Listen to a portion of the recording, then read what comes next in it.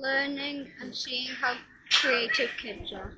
I like interacting with the kids and it's really fun to watch them have fun and get along. I love playing with the little kids and like the year ones and twos, and I think it's great to see them play and interact with all the loose parts and stuff.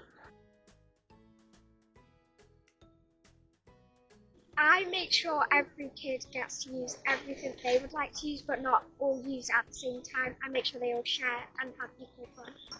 Well, we make sure that they listen and like they're not fighting, so like they're all included.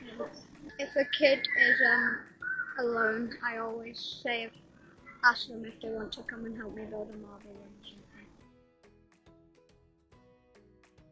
I think what makes a good leader is when you all listen to the leader and you're not all shouting and all like, I want to do this, I want to do that. And when people listen, it just makes a really good team. If they can help and look after people.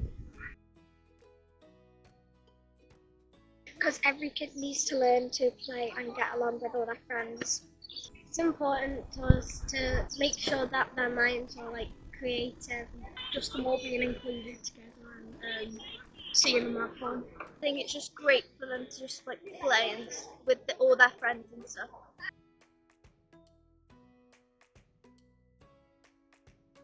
I have to say that behaviour amongst the younger children have definitely improved. Incidents with younger children, behaviour-wise and accident-wise, has dropped. And at the time when introducing that with the midday supervisors, some of them, especially the loose part element of the PlayPals, were a little bit dubious because they saw a lot of these things as potential accidents waiting to happen.